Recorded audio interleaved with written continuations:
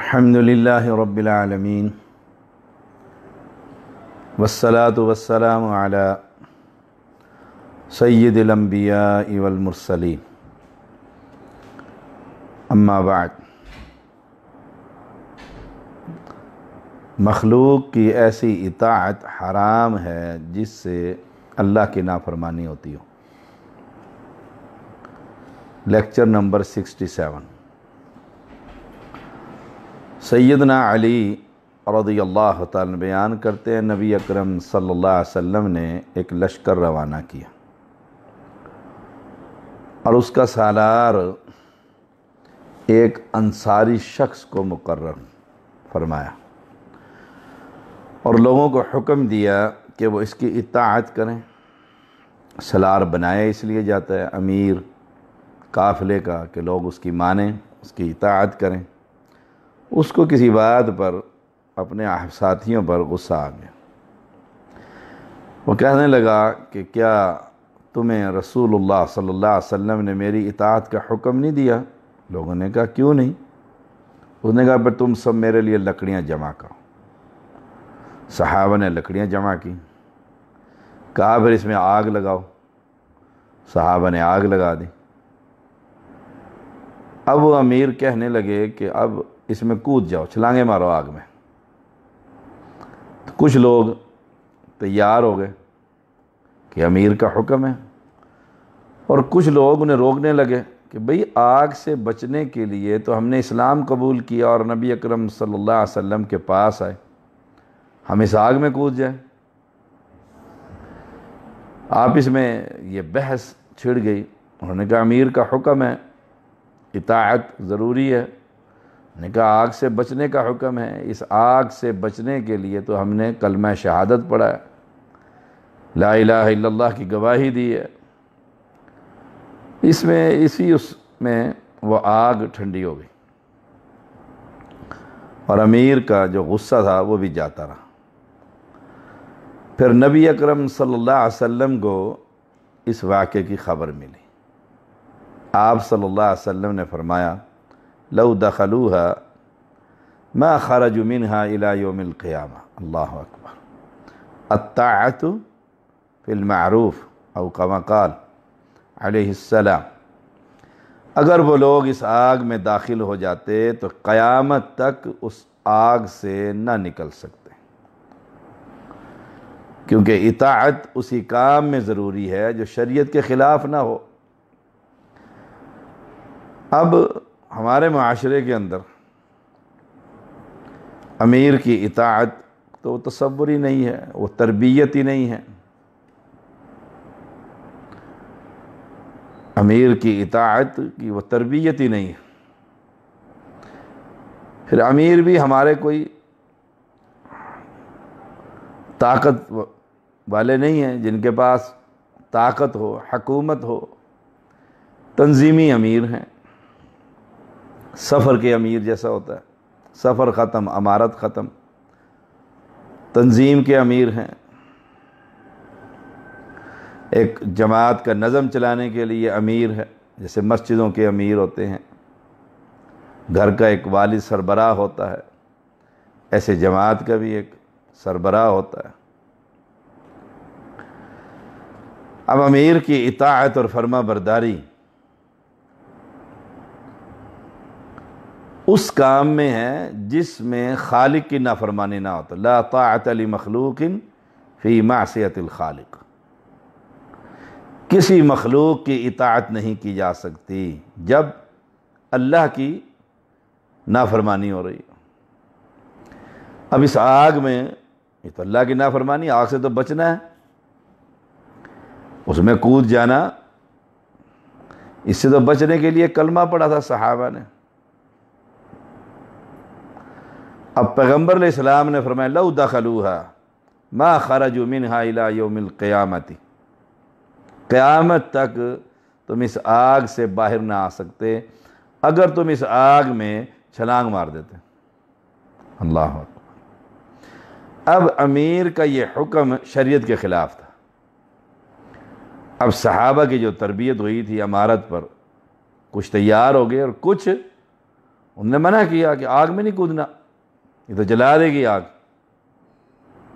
جلا دے گی آگ، امیر کا حکم یہ آگ جلا دے گی، ایسا کام نہیں کرنا۔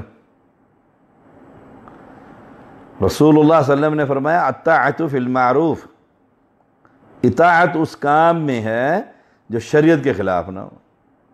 اب اس حدیث سے یہ بات بھی ثابت ہوئی، اکثر آپ نے دیکھا ہوگا خطباء کی، جسے ہم پنجابی میں کہتے ہیں بڑکیں، کہ آؤ جی آگ جلاتے ہیں، تم سچے کہ ہم سچے، آگ میں سے گزرتے ہیں، جو جل گیا وہ جھوٹا، جو بچ کر باہر نکل گیا وہ سچا۔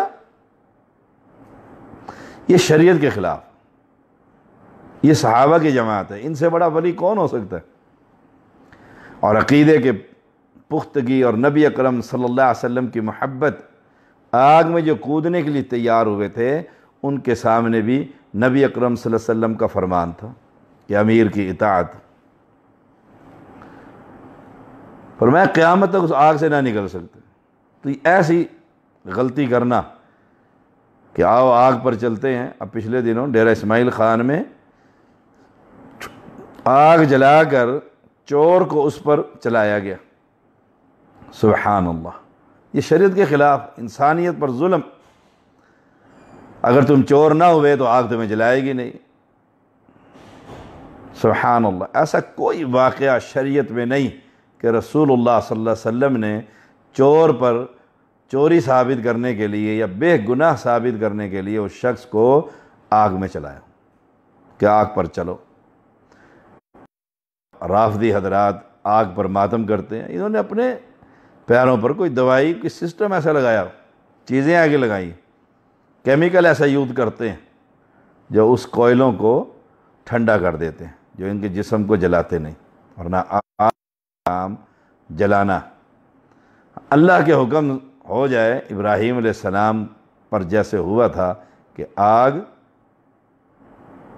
جیسے قلنا یا نار کونی بردن وسلاما، ٹھنڈی بھی اور سلامتی والی بھی، یہ اللہ کا خاص حکم تھا، ورنہ آگ آسمان سے آتی اور آدم علیہ السلام کے بچوں نے جو قربانی کی تھی ان میں سے ایک نے قربانی آگ جلا دیتی تھی پہلی شریعت میں، جس کی قربانی قبول نہ ہوتی اسے نہ جلاتی، آگ کا کام جلانا۔ ایسے کچھ نوجوان جذبات میں آ کر جی آؤ دیکھتے ہیں کون سچا اور کون جھوٹا، قبوری سچے ہیں یا توحیدی سچے ہیں، آگ پر چلتے ہیں، یہ شریعت کے بالکل خلاف۔ اس میں کوئی نیکی نہیں، اس میں کوئی خیر نہیں۔ یہاں امیر کی اطاعت کے ساتھ ساتھ وہ کام جو وہ کروانا چاہتا ہے وہ شریعت کے مطابق، شریعت کے خلاف ہوگا تو اس کی بھی اطاعت نہیں کی جائے گی۔ صحیح بخاری 4340۔ سیدنا عبداللہ بن عمر رضی اللہ تعالی عنہما بیان کرتے ہیں، نبی اکرم صلی اللہ علیہ وسلم نے فرمایا السمع والطاعة على المرء المسلم فيما أحب وكره ما لم يؤمر بمعصية فإذا أمر بمعصية فلا سمع ولا طاعة۔ ہر مسلمان کے لیے پسندیدہ اور ناپسندیدہ دونوں باتوں میں امیر کی بات سننا اور اطاعت کرنا، امیر کی بات سننا اور اطاعت کرنا، وہ امیر۔ پھر امارت پر بھی بحث ہوگی، اس سے مراد کون سا امیر، جہادی امیر ہے، سفر کا امیر ہے، تنظیمی امیر ہے، سب کی بات ہی ماننا، سب کی بات، جو اسے امیر بنایا اس کی بات کو مانا جائے گا، سنا جائے گا، بے شک طبیعت پر ناگواری کیوں نہ گزرے، ناپسندیدگی کیوں نہ ہو اس کے فیصلے میں، امیر ہے اس کے اطاعت کی جائے گی، مانا جائے گا، اس کا اطاعت کرنا۔ السمع والطاعة علی المرء، ویسے اصل میں تو یہ اطاعت امارت کی، یہ امارت خلافت کے ساتھ، یہ خلافت کے ساتھ متعلق ہے۔ یہ جو سفری امیر ہے ان کی بھی ماننی چاہیے تاکہ انسان کی تربیت ہو جائے گی۔ اب تربیت ہوگی تو بڑے امیر کی، ورنہ اہل حدیث کے ہاں امیر کی امارت کو ماننا، سبحان اللہ، کہتے ہیں امیر ہے کہ نبی ہے، ایسے ایسے فکریں اور باتیں کرتے ہیں، اور وہ امراء کے بارے میں گفتگو کی جاتی ہے، لا حول ولا قوت الا باللہ، نہ ان کے علم کی، نہ ان کی بزرگی کا خیال، نہ ان کے علم کا خیال، نہ ان کے بڑے ہونے کا خیال، نہ ان کے امیر ہونے کا خیال۔ مجھے یاد آیا، میں مرکزی جمعیت اہل حدیث کا ایک ادنا سا خادم، سینئر نائب امیر اسلام آباد اول کہ امیر محترم حافظ مقصود احمد حافظ اللہ تعالیٰ کے بعد اسلام آباد کی ذمہ داری میرے کاندھوں پر۔ مجھے ایک مرتبہ سیالکوٹ میں بلایا گیا، شرعی امیر کا تعارف، پتہ نہیں شرعی امیر کا کوئی اس طرح کر کے کوئی ٹاپک دیا گیا، ایک چھوٹی سی مسجد تھی، وہ ان لوگوں نے بلایا جو امیر محترم ساجد میر حافظ اللہ تعالی امیر مرکزیہ پاکستان کے کچھ اینٹی ذہن رکھتے تھے۔ انہوں نے چاہا کہ شرعی امیر کی صفات زیدی صاحب کو بلائیں، انہوں نے تیاری کر لی، اشتہار چھاپ دیا، وقت لے لیا۔ تو مجھے جس وقت کے صدر ہیں الحدیث یوتھ فورس کے حافظ فیصل صاحب، ان سے میرا بڑا تعلق ہے شروع سے، تو یہ ان کا مجھے فون آیا کہ شاہ صاحب یہ آپ کو میر صاحب کے خلاف استعمال کرنا چاہتے ہیں۔ میں نے کہا اچھا ٹھیک ہے۔ ان کی کوشش یہ تھی کہ آپ تشریف نہ لائیں۔ میں نے کہا آپ درس میں ضرور آئیے گا، حافظ صاحب کو میں نے کہا حافظ فیصل آپ کو درس میں تشریف لائیے گا۔ اب وہ میں نے دیکھا حالات تو واقعی ان کا تو انہوں نے پروگرام اس لیے رکھا تھا، ان احباب نے، نوجوانوں نے۔ حافظ صاحب تشریف لائے، اکیلے آئے، اور یوتھ فورس کا کوئی نوجوان نہیں آیا، گیدرنگ نہیں کرنا چاہتے تھے وہ لوگ، ان کی مسجد کامیاب نہیں کرنا چاہتے تھے، ان کا وہ درس یوں کہہ لیں آپ۔ میں نے شرعی امیر کے اور اس کے تقاضے بیان کیے، اور ان نوجوانوں کو ہی سمجھایا، امیر اور امیر کی حیثیت ساری جو گفتگو کی، وہ دوران گفتگو ہی وہ لڑکے جنہوں نے مجھے بلایا تھا، وہ مسجد کے باہر جا کر آفس میں اس نے کہا یہ تو ہمیں جوتیاں مار رہے ہیں شاہ صاحب۔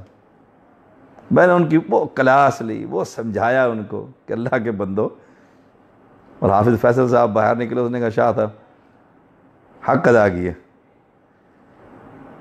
اتنی مذاق نہیں ہے میں اس کے خلاف شروع ہو جاؤں، وہ اس کے خلاف شروع ہو جائے۔ سبحان اللہ و بحمدہ، لوگ استعمال ہوتے ہوں گے، ہو جاتے ہوں گے، جن میں بصیرت کی کمی ہوتی ہے۔ حق بات کہہ دینی چاہیے، حق بات کہہ دینی چاہیے۔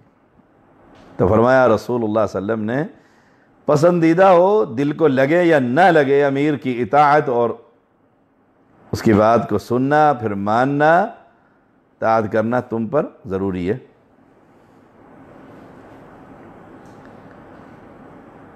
ہاں اگر وہ فَإِذَا أُمِرَ بِمَعْصِيَةٍ فَلَا سَمْعَ وَلَا طَاعَ، اگر وہ کسی گناہ کا حکم دے، اس وقت نہ بات سنی جائے گی نہ اطاعت کی جائے گی، نہ بات سنی جائے گی نہ اطاعت کی جائے گی جب وہ گناہ کا حکم دے رہا ہے۔ ہمیں ایک مرتبہ ایک چھاونی میں تھے، معسکر میں، وہاں کے امیر نے کوئی غیر شرعی گفتگو کی، تو میں نے کھڑے ہو کر انہیں کہا کہ یہ تو شریعت کے خلاف ہے جو آپ گفتگو کر رہے ہیں، یہ جائز نہیں ہے۔ بہت سمجھدار تھے، اللہ ان پر رحم فرمائے، ان کی قبر کو منور فرمائے، ان کی خطائیں معاف فرمائے۔ انہوں نے وہ درس تو ایسے تیسے کر کے جیسے بھی تھا مکمل کیا، اور پھر مجھے بلایا اور کہا کل سے جب تک آپ یہاں ہیں، نمازیں، درس، جمعہ، یہ آپ کی ذمہ داری۔ اب کیونکہ غیر شرعی جب گفتگو ہو تو کھڑے ہو کر سے منع کر دیا، منع کر دیں اسے آپ مجلس میں۔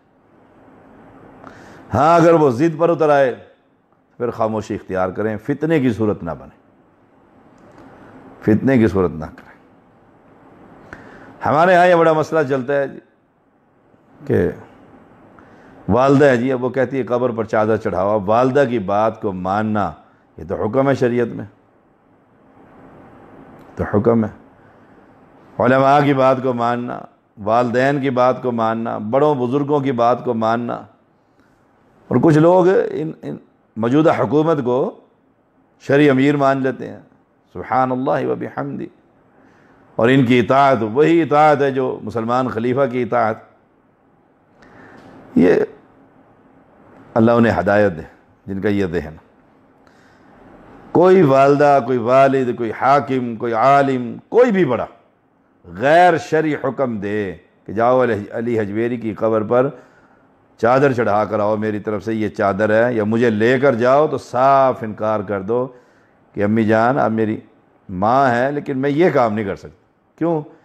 یہ اللہ کی نافرمانی، یہ تو شرک اکبر، یہ تو بغاوت اللہ کے ساتھ، میں یہ کام نہیں کر سکتا۔ جتنی استطاعت ہے حکام کے لیے دعا کیجیے اور انہیں سمجھائیے، ان کو پیغام دیجیے۔ ان سب کی جو اطاعت ہے وہ مشروط ہے اللہ اور اس کے رسول کی شریعت کے مطابق۔ اللہ تعالیٰ کی اطاعت غیر مشروط ہے، رسول اللہ صلی اللہ علیہ وسلم کی اطاعت غیر مشروط ہے۔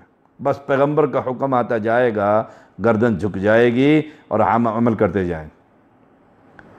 اللہ کی ذات، ان کی اطاعت اطیع اللہ غیر مشروط ہے، رسول اللہ صلی اللہ علیہ وسلم کی اطاعت غیر مشروط ہے۔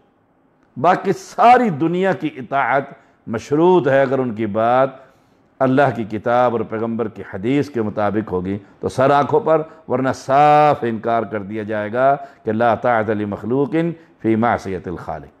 اللہ کی اب نافرمانی ہو رہی ہے، میں قبر پر جاؤں، وہاں پر پھول لگاؤں، وہاں پر چادر چڑھاؤں، وہاں پر نذرانے دوں، آپ کی یہ منتیں پوری کروں، یہ میں نہیں کر سکتا، یہ میں نہیں کر سکتا۔ آپ ناراض ہوں، آپ بھوکا رہیں، آپ پیاسا رہیں، جو مرضی رہیں، میں اس بات پر عمل نہیں کر سکتا کیونکہ اللہ کی بغاوت ہو رہی ہے۔ اس میں امیر کی اطاعت اور اس کی بات سننا اور اطاعت کرنا، غیر شرعی بات تو انکار کر دیں کہ یہ سننا بھی منع ہے اور ماننا بھی منع، ماننا بھی منع۔ اور اگر غیر شرعی نہیں پھر مانیے، نظم چلائیے، جماعت کو آگے بڑھائیے، محنت کیجئے، اگر غیر شرعی بات نہیں ہے۔ اب نمبر 3، غیر شرعی بات کا فیصلہ کون کرے گا؟ جاہل نہیں، علماء فیصلہ کریں گے۔ امیر کی اس بات کو علماء کے لجنہ میں پیش کر دیجیے، لجنہ میں پیش کیجیے، جماعت کے مفتی ہیں ان کے سامنے رکھیے اور ان سے پوچھئے محبت اور پیار سے، اگر وہ کہیں کہ یہ غیر شرعی حکم ہے انکار کر دیجیے۔ یہ نہیں کہ جو میرا دماغ کہے کہ یہ غیر شرعی ہے میں کہوں بس غیر شرعی، میں اب آپ کے ساتھ نہیں چل سکتا اور استعفے پکڑو اور جماعت کو توڑو اور فتنہ برپا کرو، ایسا نہیں کرنا چاہیے۔ صحیح بخاری 2955۔ سیدنا عدی بن حاتم رضی اللہ تعالیٰ بیان کرتے ہیں، میں نبی اکرم صلی اللہ علیہ وسلم کی خدمت میں اس حالت میں حاضر ہوا کہ میرے گردن میں سونے کی سلیب تھی۔ آپ صلی اللہ علیہ وسلم نے فرمایا یا عدی اطرح عنک هذا الوثن من عنقک، عدی اپنی گردن سے اس بت کو اتار پھینکو، سلیب بت، اس کو اتار پھینکو۔ ہمارے پاس مریض آتے ہیں تو ہم پہلے پوچھتے ہیں گلے میں تعویذ ہے؟ ہاں جی ہے۔ بچے کے گلے میں بھی تعویذ ہے؟ جی ہاں۔ کینچی میں نے رکھی ہوئی ہے، پہلے کاٹ کر باہر پھینک دیتا ہوں، اس کو باہر نکالو تعویذ، عادات کرو اس بچوں کو۔ جی اس کو نہیں ہاتھ لگانا، یہ بڑی تکلیف ہو جائے گی، جن آ جائیں گے اور ڈر لگتا ہے اور یہ سارا کچھ۔ سبحان اللہ، میں کاٹ کر باہر پھینک دیتا ہوں، کاٹ کر باہر پھینک دیتا ہوں۔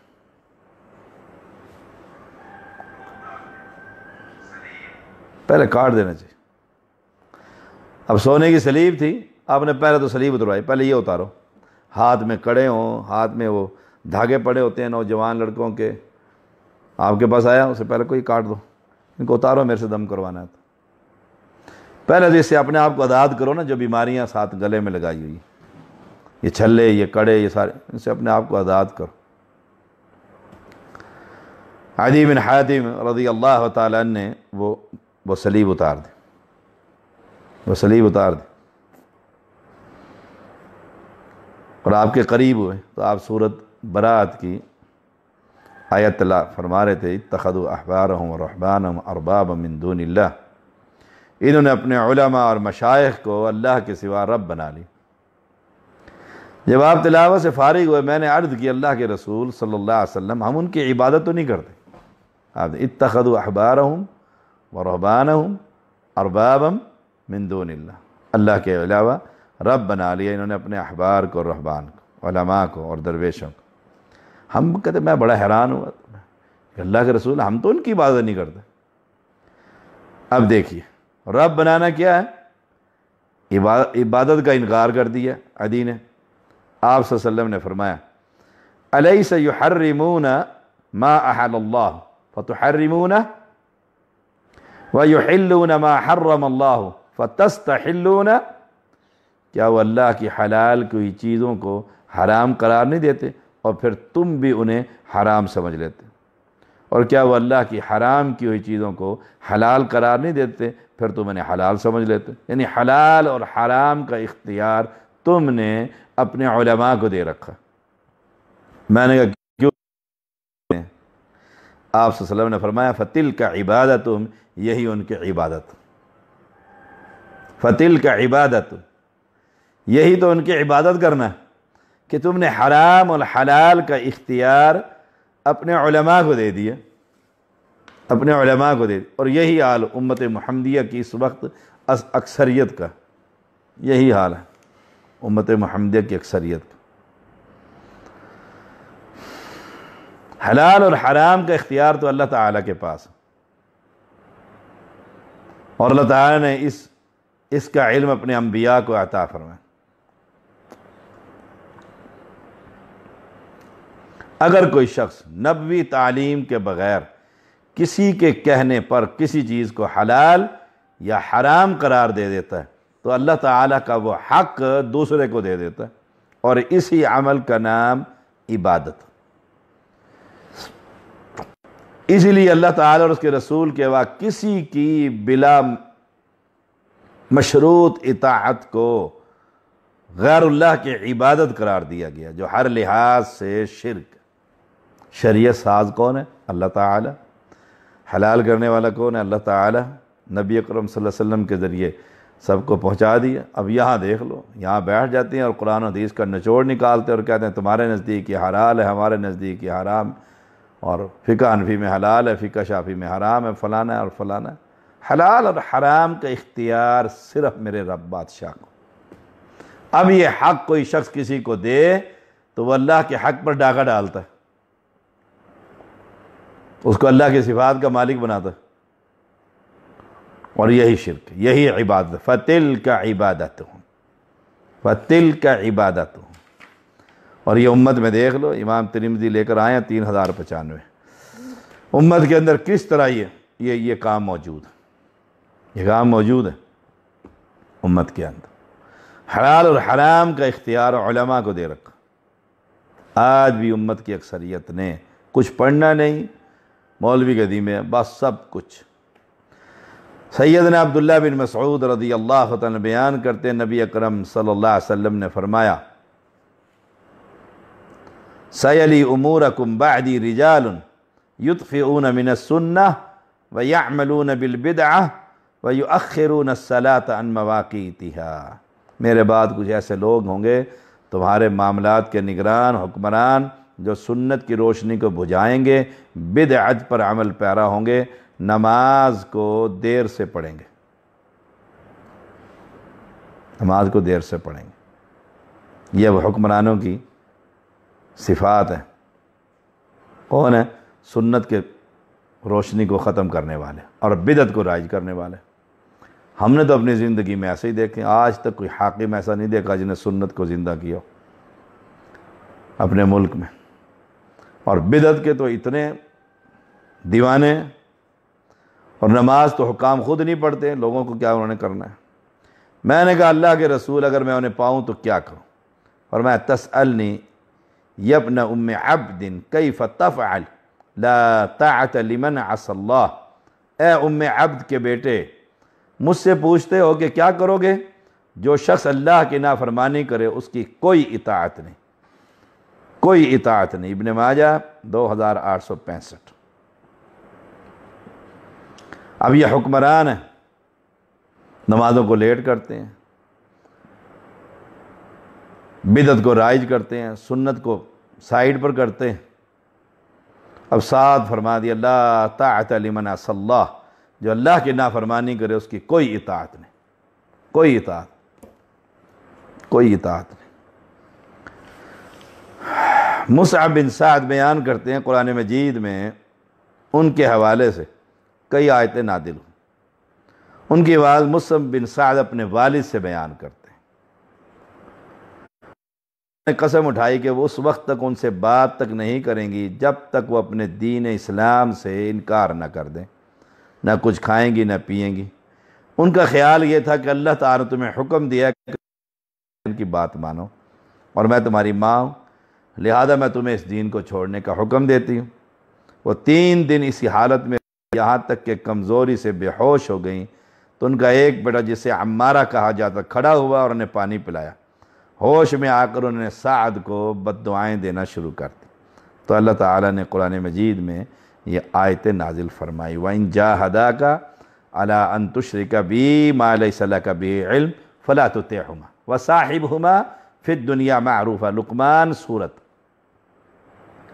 اگر وہ دونوں یہ کوشش کریں کہ تم میرے ساتھ شریک ٹھہراؤ، اب یہ ماں تھی بھوکی پیاسی، 3 دن ہو گئے، 3 دن ہو گئے، اور کہا ماں کی فرما برداری لازم ہے تم پر، تم یہ دین چھوڑو۔ نے کہا یہ نہیں ہو سکتا۔ دوسرے بیٹے نے پانی پلایا، ہوش میں آئی تو بیٹے کو جو مسلمان ہو گئے تھے انہیں بد دعائیں دینا شروع کر دی۔